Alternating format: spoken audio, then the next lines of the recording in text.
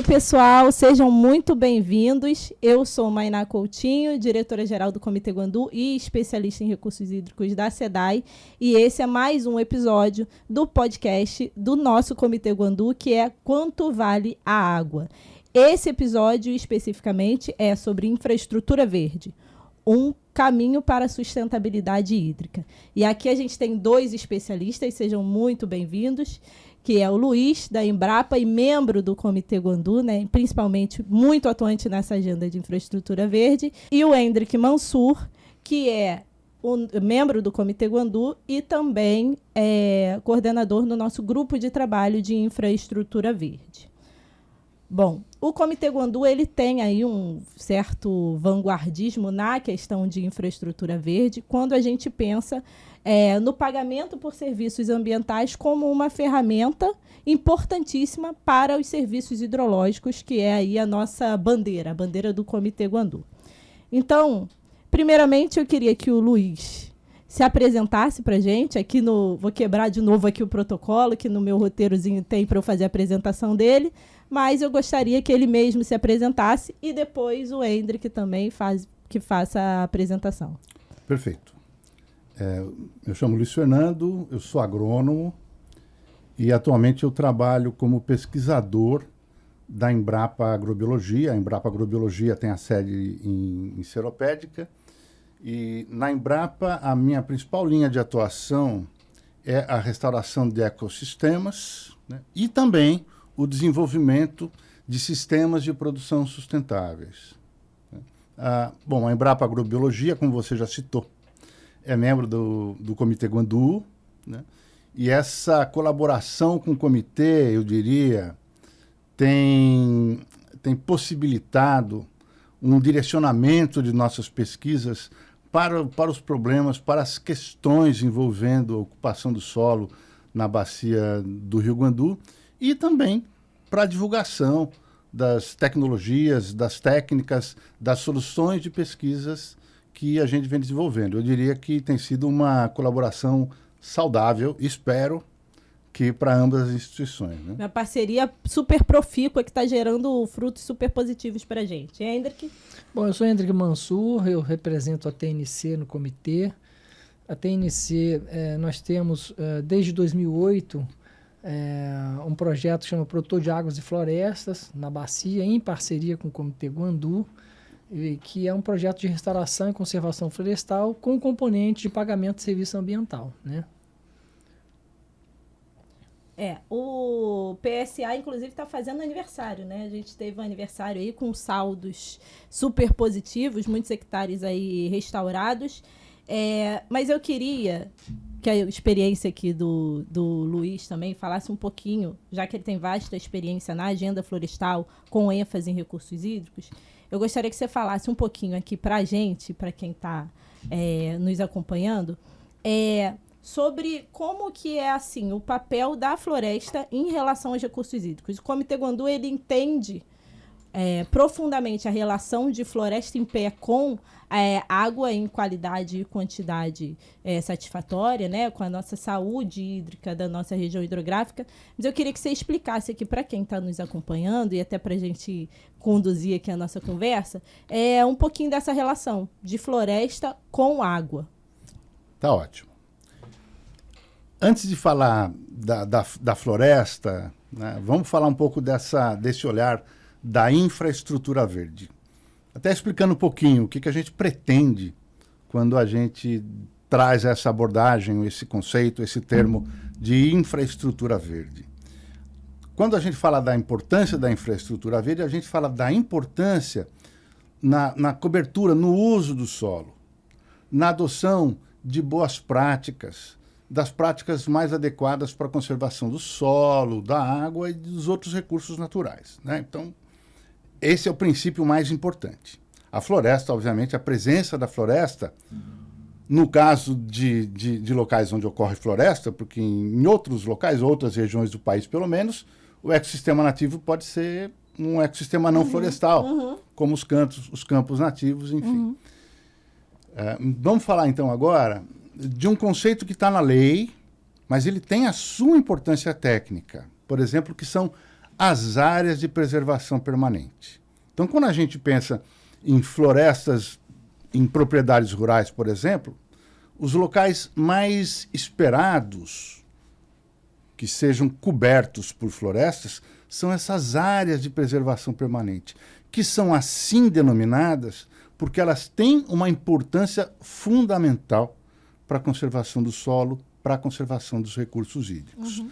São as margens de rios, lagoas, são os topos de morro, são as encostas com alta declividade, ou seja, nesses locais, nesses locais onde a gente identifica o melhor papel das florestas, que é o de evitar a erosão, evitar a contaminação dos rios por qualquer agrotóxico ou fertilizante que é aplicado naturalmente nas lavouras.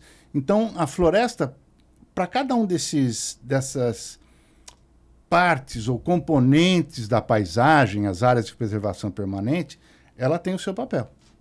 Né? Inclusive, o Luiz Fernando, conhecido até como matas ciliares, aquela em volta dos rios, dos corpos d'água. Né? Exatamente. Mais conhecida como matas ciliares. Né? Exatamente.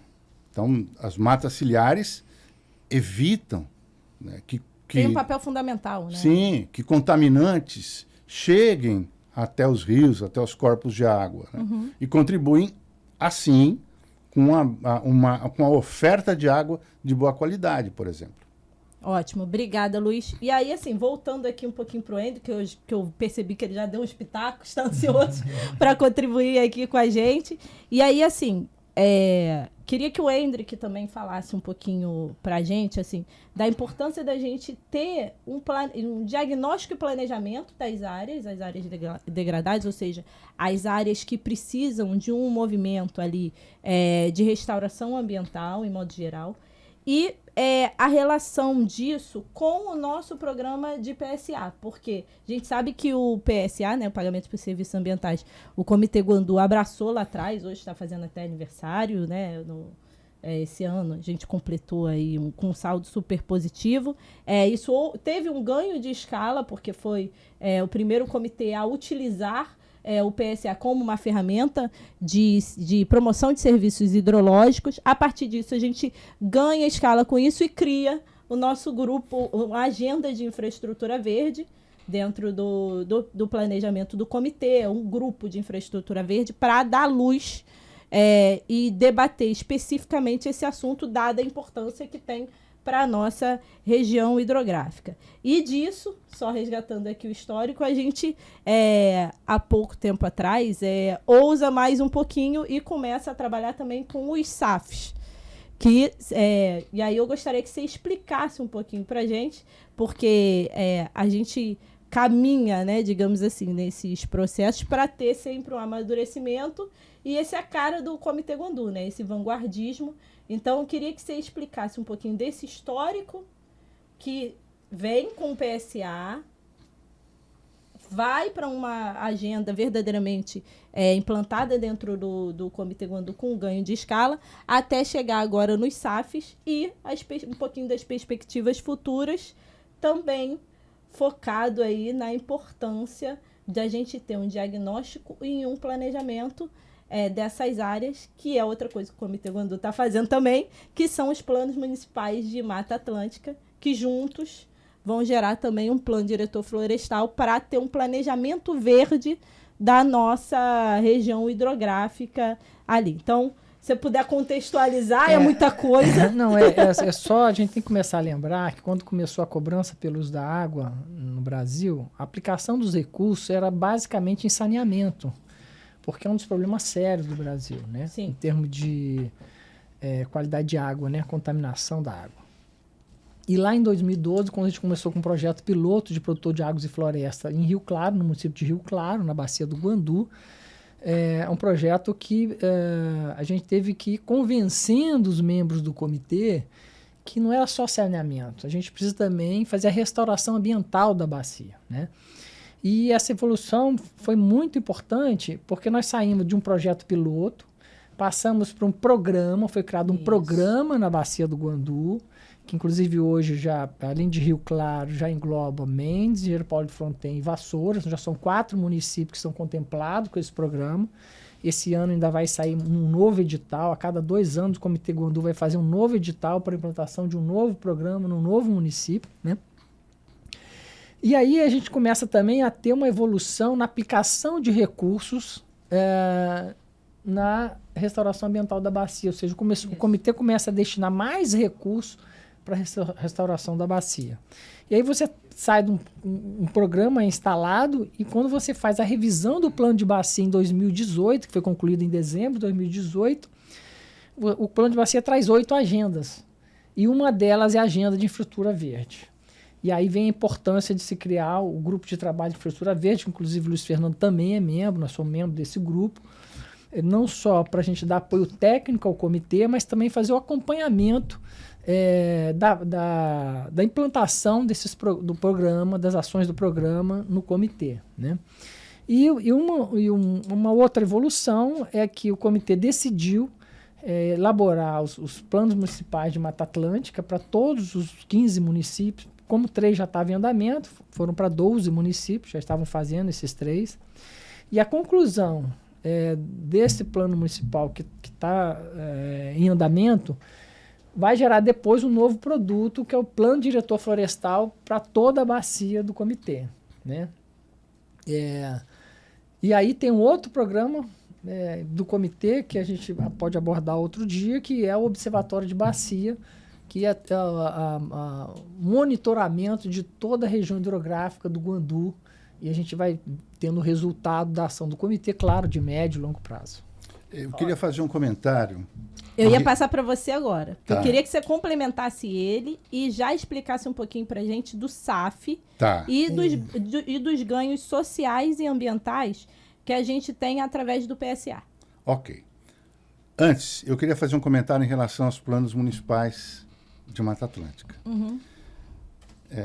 Fazendo uma menção a uma iniciativa da Agência Nacional de Água do início dos anos 2000, foi justamente o conceito do produtor de água a partir dos produtores rurais, né?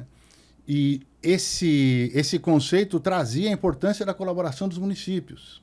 Sim. Uhum. Então, esse trabalho que o comitê vem desenvolvendo com o programa de produtores de água, né? o programa de água e floresta, de pagamento de serviços ambientais, o apoio à elaboração dos planos municipais de Mata Atlântica.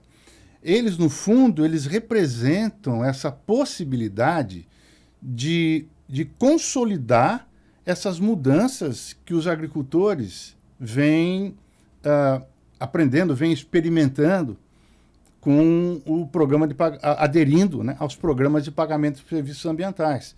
Então, esse fortalecimento dos parceiros é fundamental para o sucesso, para a continuidade, para a evolução dessas mudanças que o grupo de infraestrutura verde vem construindo, né? É muito importante a gente identificar os parceiros, os agricultores, os municípios. Mas vamos falar então dos sistemas agroflorestais. E o próprio programa vai mudando um pouquinho a mentalidade dos produtores, né? Sim, exatamente. Então, vamos aproveitar esse seu comentário e falar dos sistemas agroflorestais. Então, a inclusão dos serviços agroflorestais como uma modalidade possível de ser remunerada no programa de agroflorestas representa uma evolução, né? Os programas de pagamento por serviços ambientais, historicamente, remuneravam os agricultores que aderiam voluntariamente e aceitavam ou conservar as florestas remanescentes que eles detinham nas suas propriedades ou que aceitassem restaurar algumas áreas que estivessem degradadas. Então era assim, uma opção ou outra, conservar ou restaurar. Os sistemas agroflorestais, eles trazem essa inovação porque eles aproximam os produtores do que eles fazem, que é a sua atividade produtiva, é a agricultura. Então, os sistemas agroflorestais, né, trazendo aquele conceito, são sistemas de produção, né, que têm naturalmente o respeito a uma maior conservação dos recursos naturais. Você otimiza o processo com o que já se tem, né? Exatamente. Você otimiza o uso da área, fazendo a produção das lavouras que o produtor historicamente estava acostumado a conduzir, mas introduz um elemento que está associado à floresta, que contribui com a melhoria do solo, a melhoria da fertilidade do solo, mantém os solos mais úmidos, aumenta a contribuição, o aumento da matéria orgânica.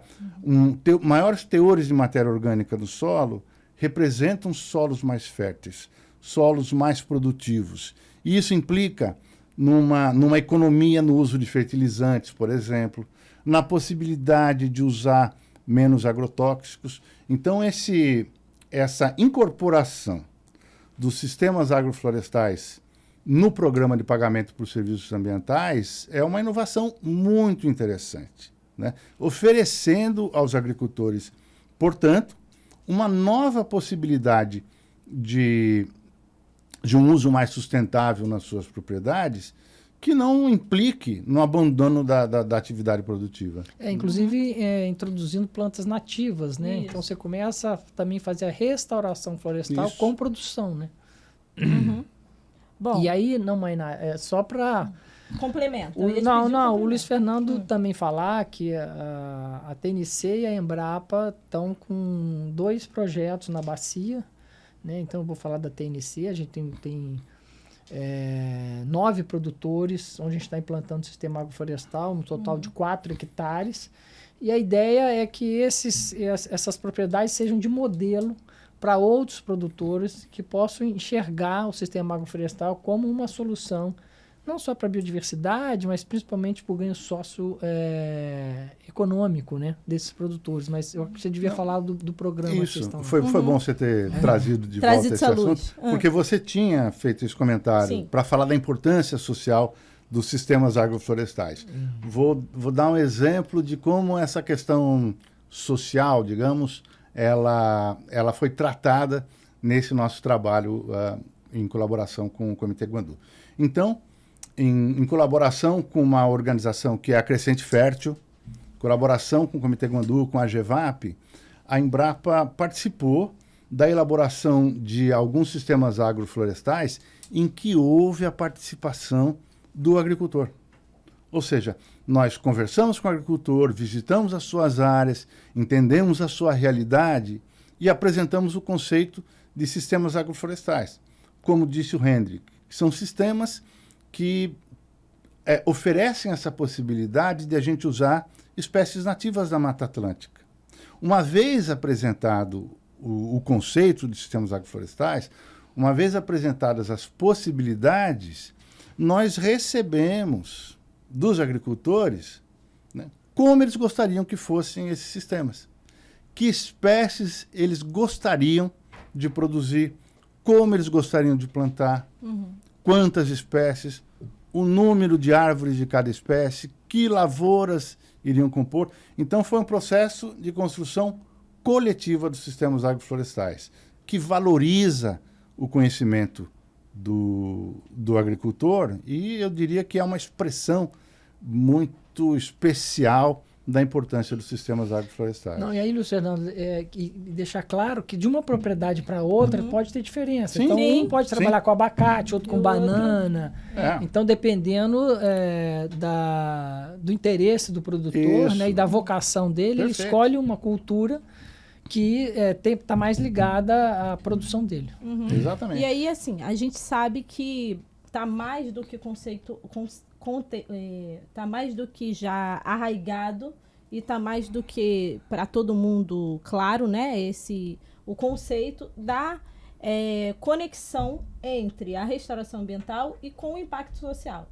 E aí, só botando um tempero aqui na nossa conversa e falando um pouquinho, por exemplo, dentro desse conceito, a gente tem lá pela SEDAI o programa Replantando Vida, que é de restauração ambiental, né, de reflorestamento com espécies nativas de Mata Atlântica, a partir da utilização de mão de obra carcerária, porque a gente traz o peso social. E, especificamente, tem vários viveiros aí no estado do Rio, e é um programa super consolidado com essa pegada social também.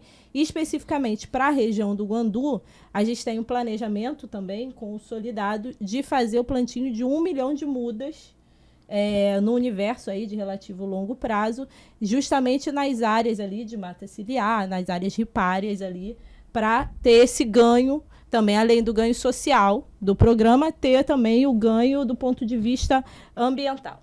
E aí, voltando agora para o nosso PAF, o Hendrick tem o nosso PAF ele já é muito consolidado, é um dos programas mais consolidados do Comitê Guandu. E você participou aí de grande parte desse histórico. Então, eu queria que você falasse um pouquinho dos números, assim como o Luiz também, sobre os resultados do PAF até agora. O que você enxerga de resultado, para a gente entrar também depois na seara de como que a gente mede a resposta, falando de água, desses esforços que o Comitê Guandu faz junto com os seus parceiros, aí, junto com as instituições parceiras, como é que isso tem um impacto positivo na questão da água. Então, primeiro, eu queria que você falasse dos impactos positivos e dos resultados do PAF. Tá. Só agregando valor de que, além do ganho socioeconômico, ambiental, a gente tem o ganho da biodiversidade, também em relação à mudança climática, né? Então, a gente tem que trazer tudo isso, porque um programa, ele traz muitos benefícios, né?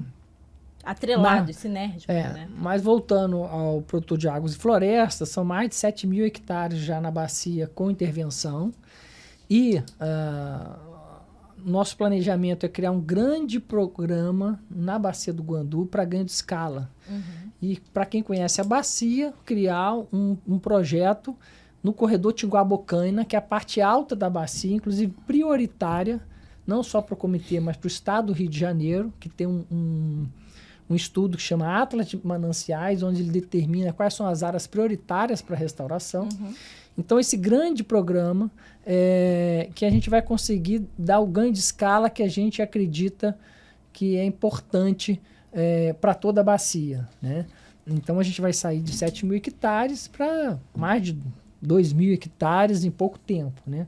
Eu quero trazer também outra coisa. A TNC está trabalhando agora também com restauração florestal e emissão de crédito de carbono, pagamento de serviço ambiental e crédito de carbono, que é o que a gente também está trazendo para a bacia do Guandu. Agora já começamos a fazer contato com as prefeituras, com produtores rurais.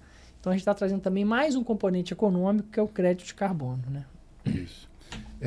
Eu queria fazer uma complementação em relação aos ganhos, né, aos benefícios do programa do pagamento por serviços ambientais, que é o programa de água e florestas.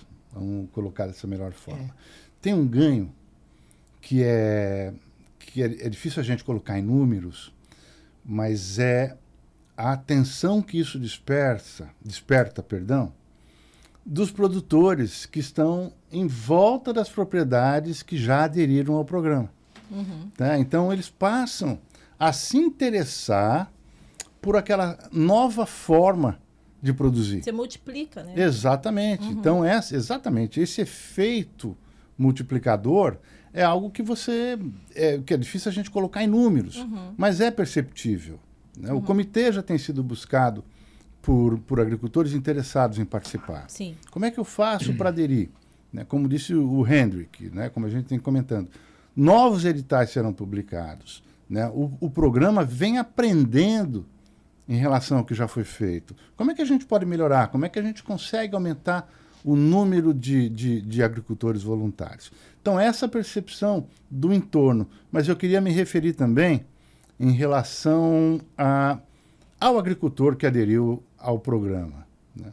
Então, quando a gente, às vezes, tenta pensar nos benefícios da água, existem duas formas de a gente medir os benefícios, digamos, do aumento da cobertura florestal, que é uma das expectativas do programa de água e florestas. Então, você pode medir a qualidade da água ou pode medir a quantidade de água disponível, né? A qualidade da água, as pesquisas já disseram que ela melhora num prazo mais curto. Em 5, 6 anos, é possível observar uma melhoria na qualidade da água. A disponibilidade da água talvez seja um pouco mais demorado para a gente medir em termos de pesquisa, mas a percepção do agricultor é muito importante. Então, a gente já tem relatos no curto prazo de professores que observaram, de produtores. Isso. Sim, produtores que observam um retorno das nascentes, uma maior disponibilidade de água no solo. Ele passa a sofrer menos com períodos de estiagem mais longa. Então, a percepção do agricultor é uma coisa muito importante. E esse retorno tem sido bem interessante. Os produtores têm relatado uma percepção bem positiva. Muito interessante isso, e aí quero deixar um dever de casa aqui pra gente no comitê também, que é da gente fazer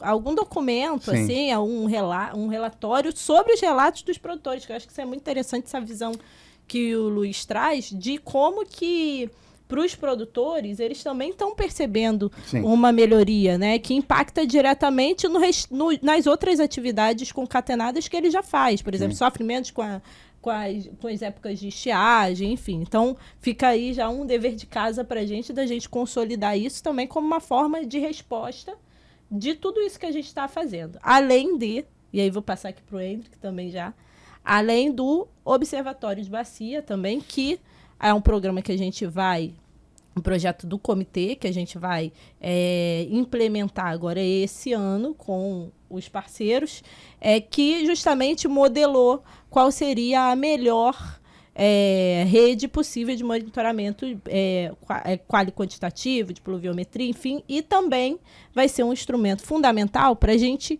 conseguir mensurar, através desse monitoramento, a resposta para, em termos de água bruta, ou seja, qualidade e quantidade de água, de tudo isso que a gente está fazendo, seja na agenda de saneamento, quanto seja na agenda de infraestrutura verde, por exemplo, não é isso, Henrique? Isso.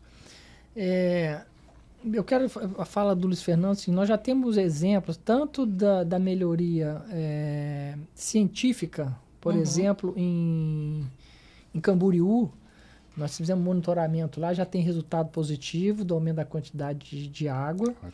E no Guandu, nós temos monitoramento lá também, já tem quase 10 anos, que a gente chama de indicativo, porque ainda precisa de mais tempo para analisar. Mas a gente já tem um indicativo que a chuva está diminuindo e a disponibilidade de água não está diminuindo na mesma velocidade, ou seja, está até aumentando um pouco. Então, isso já é resultado no Guandu ainda, indicativo, repito, né?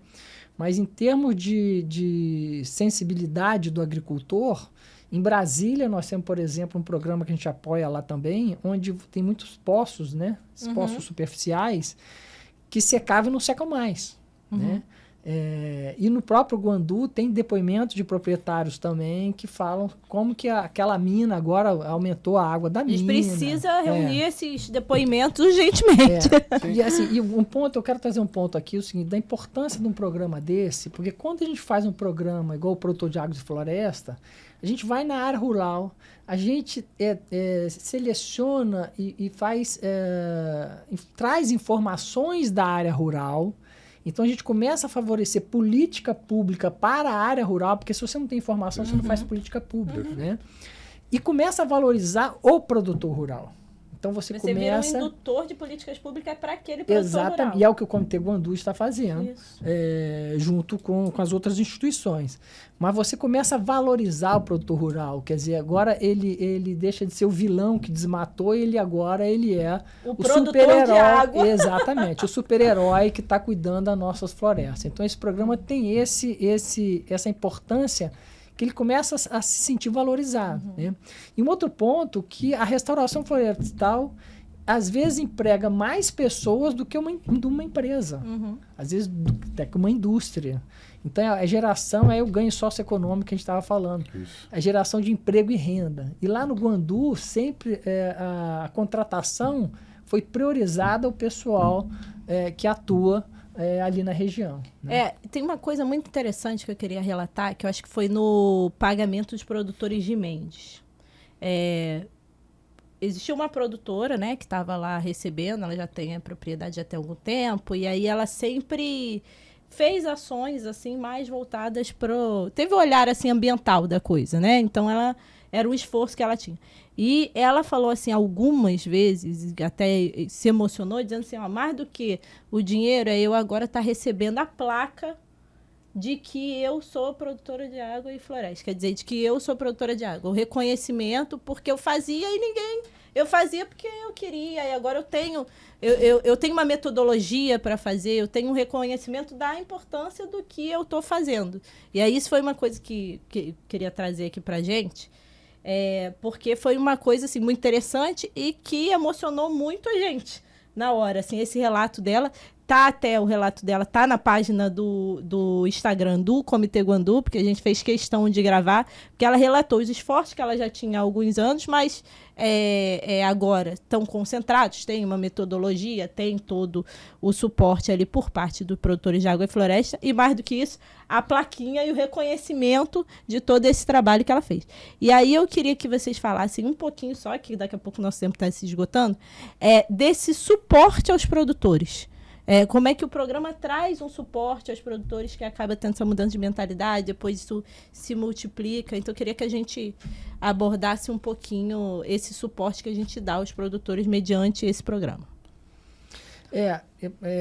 Eu vou até trazer aqui um resultado que a gente tem lá no monitoramento, que a TNC faz o monitoramento hidrometeorológico do primeiro projeto lá em Rio Claro, faz o monitoramento da restauração, faz monitoramento de aves e de peixes. Então, quer dizer, o monitoramento de aves é para a gente saber se a floresta, aquela restauração que foi feita, se a floresta que forma ali, ela está cumprindo com a sua função de floresta. Ou seja, se tem aves que habitam floresta, que estão habitando aquela restauração que foi feita. E no caso do peixe, é a qualidade da água, né?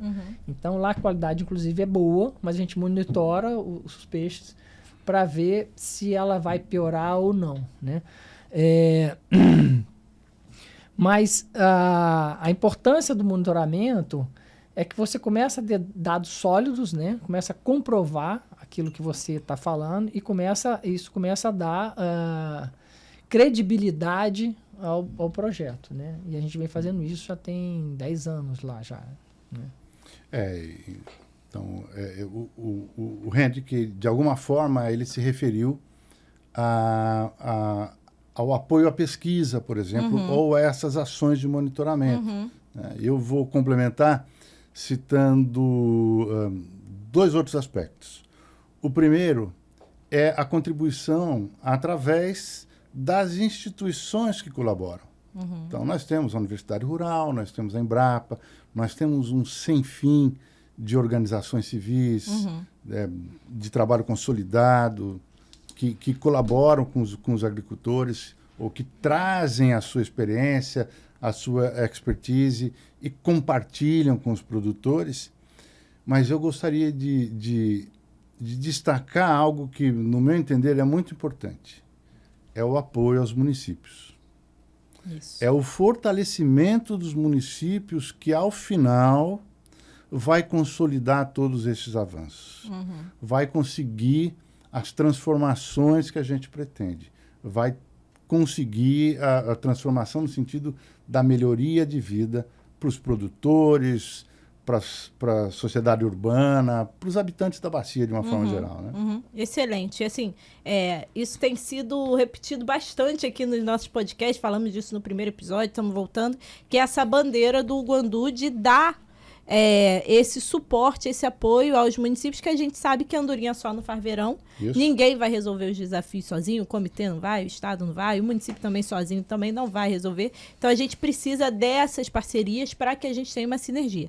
E nada melhor do que ter a participação ativa e o olhar de quem está lá fazendo a gestão do território, de quem tem o contato ali com aqueles produtores, seja através de sua Secretaria de Meio Ambiente, Secretaria de Agricultura, enfim. E essa junção de forças que faz o nosso programa dar certo, assim como outros que a gente está fazendo em parcerias com os municípios da região. E aí, agora, olhando para o futuro, vendo também o avançar ali do nosso tempo, eu queria que vocês falassem um pouquinho da nova resolução que o comitê aprovou agora, sobre que acaba trazendo um pouquinho de mais avanços para o nosso PAF, né? Esses avanços, eles são trabalhados aí por vocês no grupo de infraestrutura verde, depois são levados ali para a nossa plenária, mas eu queria que vocês falassem um pouquinho desses avanços e também de quais são as outras modalidades de PSA, quais são as modalidades, de uma maneira geral, né? De PSA que são trazidas agora e o resultado que a gente espera através da implementação dessas outras modalidades também.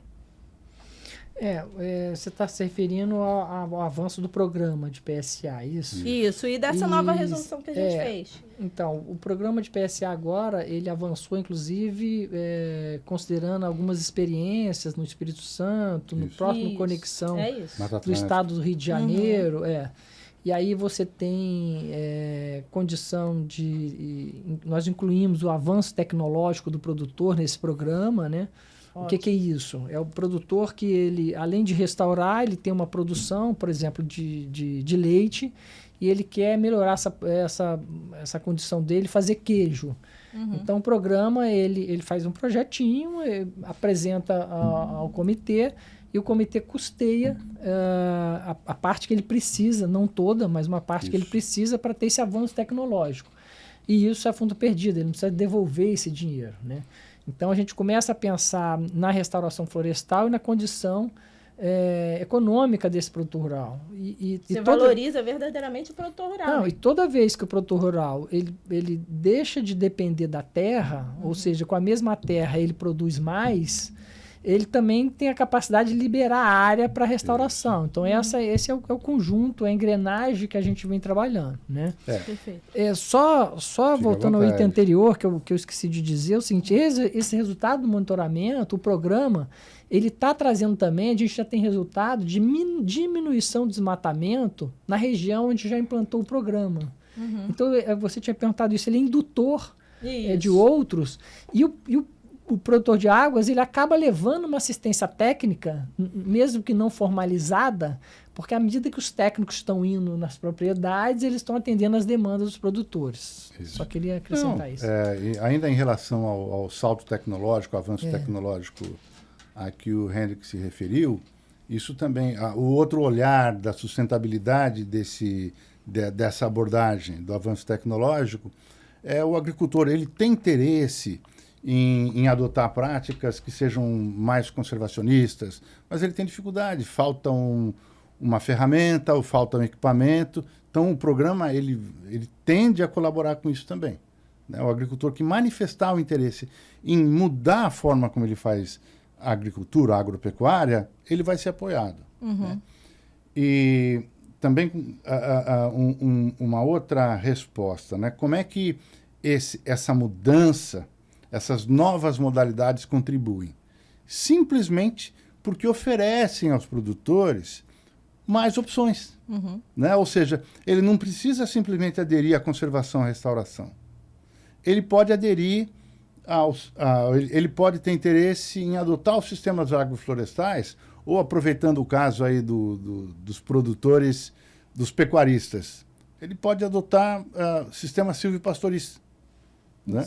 Que também incluem o uso de árvores, espécies nativas, e reconhecidamente trazem benefícios à produção de carne, à produção de leite, ao gado, aos serviços ambientais de uma forma geral. Acaba sendo novidade nessa questão das modalidades agora que ele pode estar aderindo, né? São novas alternativas, novas opções que não abandonam a produção e, ao mesmo tempo, trazem a importância ou esse conceito da sustentabilidade ambiental, né? E possivelmente econômica e social. Bom, a gente viu aqui que a gente está amadurecendo bastante na implementação do PSA dentro do Comitê Guandu, que a gente começa com um piloto, cria a agenda, faz o programa e agora já estamos até diversificando as modalidades e o tipo de suporte ao produtor. E a tendência é que a gente continue avançando, amadurecendo. É claro que quando a gente fala de pesquisa, de novas modalidades, novas tecnologias, é uma coisa que pode vir a ser dinâmica, né, Luiz? Então pode aí surgir vários tipos de modalidades e a gente vai também se inserindo e revisitando o nosso programa para podermos também estar absorvendo essas novas modalidades. Me né? permita um comentário. Permito, aqui a casa é sua. Não, nós estamos aqui, nós estamos na década da restauração de ecossistemas, que foi proposta pela ONU entre 2021 e 2030. Né? Ora, se a ONU decreta esse período como a restauração de ecossistemas, é pela importância, pela relevância da restauração. E a ONU propôs 10 princípios para restauração de ecossistemas, numa maneira de disseminar o conceito da importância da restauração. E um dos princípios é de que a restauração ela deve se basear em diferentes tipos de conhecimento. É bem isso que nós estamos vivenciando no nosso programa de pagamento por serviços ambientais, o programa de água e florestas. Nós estamos aprendendo com pesquisas, com monitoramento, mas, acima de tudo, nós estamos aprendendo... Com o conhecimento de quem está na terra. Com o conhecimento do produtor. Atendendo demandas do próprio produtor. Exatamente. É uma troca que é quem mais conhece, saudável, né, a realidade dele, então a gente consegue pegar o melhor dos dois mundos. E aí, assim, para a gente finalizar, que eu acho que o bate-papo hoje foi interessantíssimo, agregou muito aqui dentro das nossas atividades do Comitê Guandu, especificamente na agenda de infraestrutura verde. Esse ano a gente vai continuar avançando nessa agenda. E aí eu queria, Luiz, você já se preparasse e fizesse as suas considerações finais e depois o Hendrick. Bom, em relação às considerações finais, eu tenho uma palavra de agradecimento pela oportunidade profissional em colaborar.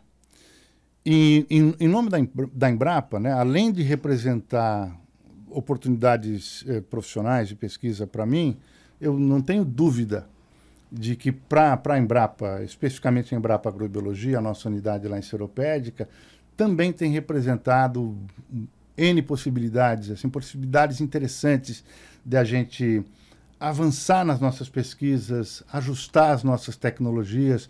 Nós temos grupos trabalhando com agricultura orgânica, com a produção de bioinsumos, desenvolvimento de sistemas agroflorestais, né? Então, essa troca